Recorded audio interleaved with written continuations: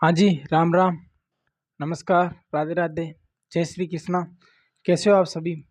तरणी education में मैं विनोद धाकड़ आप सभी का हार्दिक स्वागत अभिनंदन करता हूँ।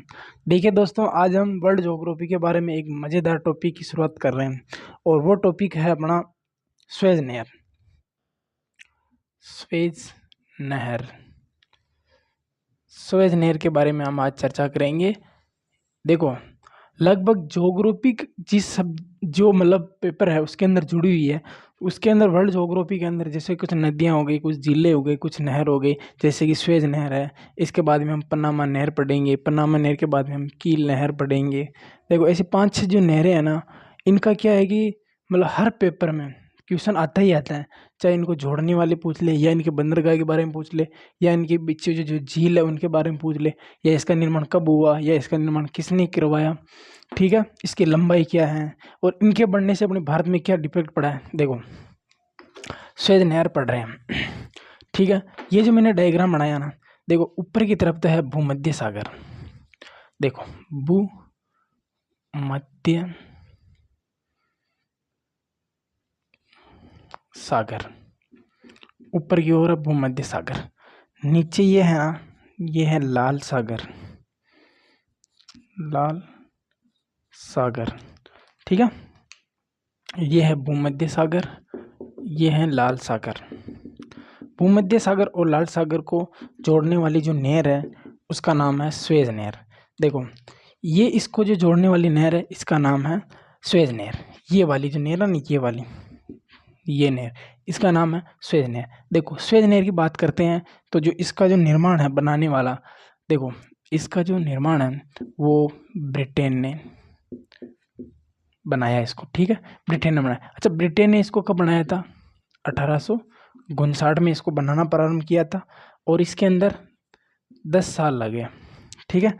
10 साल ऐड करेंगे तो 1859 आ जाएगा, ठीक है। 10 साल। जैसे अभी वर्तमान की इसकी बात कर लेना, तो इसको बने हुए 153 और 154 वर्ष हो गए, ठीक है। देखो, इसका निर्माण ब्रिटेन ने करवाया। ये जो जमीन है ना, ये वाली, ये मिस्र की ज़मीन है, ठीक है। ये ज़मीन है ना, ये मिस्र की ज़मीन है। देखो, इसके अंदर मैंने ये 3 ज़िले बनाई हैं, 3 ज़िले बनाए। इसका नाम है, देखो इसका नाम है टिमसा। इधर लिख रहा हूँ मैं इनका, इधर लिख देता हूँ साइड में। इनका नाम है टिमसा, टिमसा झील, टिमसा झील। और इसका ग्रेट बीटर झील, इसका नाम है लिटिल बिटर झील। देखिए, ये जो ऊपर ही ऊपर है ना झील, इसका नाम है टिमसा झील। दूसरे नंबर पर है ग्रेट बिटर झील, तीसरे नंबर पर लिटिल बिटर झील, ठीक है। देखो, इसकी हम बात करते हैं लंबाई की, या फिर इसकी इंजीनियर की बात कर लेते हैं। इसका जो इंजीनियर था वो कहाँ का था? वो फ्रांस का था। क्या नाम आता है उसका? फर्डिनेंड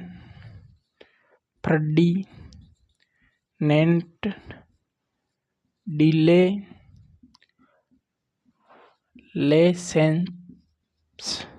लेसेप्स, ठीक है, ये था। देखो, इसका नाम 1859 में, 1859 तक बन गया, 10 वर्ष इसको बढ़ने में लगा था। देखो इसके बाद में ये है ना, देखो यहाँ जो मैंने ये चीज़ बनाई है ना, ये वाली, यहाँ और यहाँ भूमध्य सागर की ओर जो ये बंदरगाह है ना, इसका नाम है पोर्ट शहीद बंदरगाह।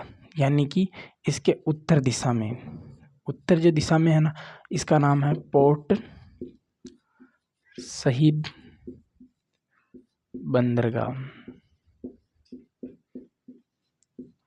ठीक है। इसकी जो दक्षिण दिशा में है, यानी कि जो लाल सागर की तरफ है ना, उसका नाम है पोर्ट स्वेज बंदरगाह,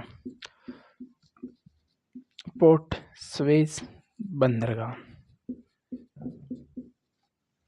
देखिए, पोर्ट शहीद, पोर्ट स्वेज, ठीक है। अब इसकी बात करते हैं हम इसकी लंबाई की, ठीक है। लंबाई, चौड़ाई और गहराई, तीनों की बात करते हैं। देखो, इसकी जो लंबाई है टोटल है वो है 193 किलोमीटर।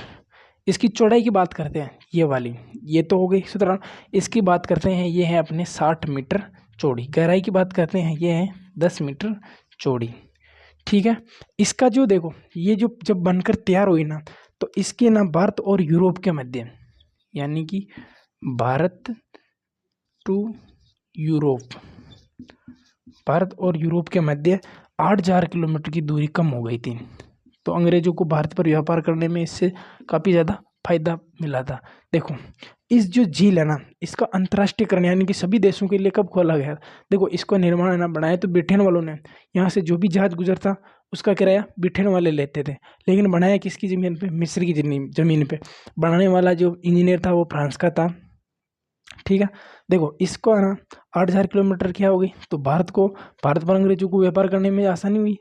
तो फिर उन्होंने क्या है कि इसका जो अंतर्राष्ट्रीयकरण यानी कि सभी देशों के लिए कब खोला गया था इसको? सभी देशों के लिए इसको खोला गया था 1956 में। लेकिन इसको यूएनओ ने मान्यता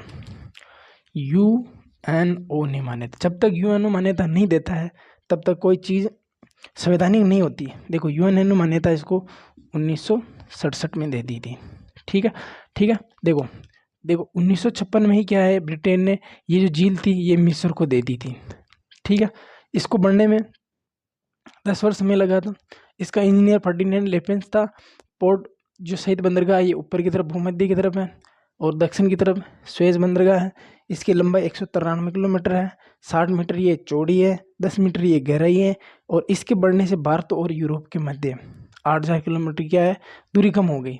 ठीक है, और इसके मध्य 2 झीलें हैं। देखो टिम्सा, ग्रेट बिटर और लिटल, ये तीनों इसके अंदर झीलें हैं। तो उम्मीद करूँगा कि आपको ये जानकारी कैसी लगी। अगर आप चैनल में नए हो तो चैनल को एक बार सब्सक्राइब ज़रूर करना। आपका एक सब्सक्राइब से मेरा हौसला बुलंद रहेगा। जय हिंद, जय भारत।